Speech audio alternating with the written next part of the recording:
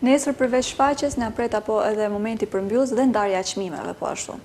Po, mas shfaqjes besoj që juria gjatë këtyre ditëve ka marrë vendime, ka pas bashkëbiseda mes vete dhe besojmë mas nëse mbrëmje pasi të mbaroj shfaqja, ata një farë mënyrë duhet të kenë një vendim për shpalljen e shfaqjes më të mirë këtij edicioni dhe shpresoj ta kenë, nganjëherë na ndodh që na vonojnë si shumë, njëherë po sepse kanë përdalë një çmim realisht shfaqjen më të mirë të edicionit.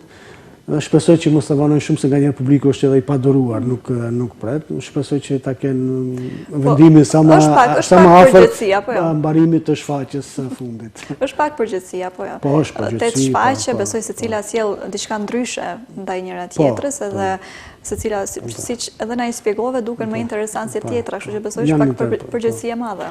Tani është vendimi i tyre, juria është Zamira Kita, aktore nga Korça, nga Shqipëria, është Adrian Aziri, aktori nga Tetova, dhe është Srebra Gjorgjevska, gazetare për kulturë dhe teatrologe.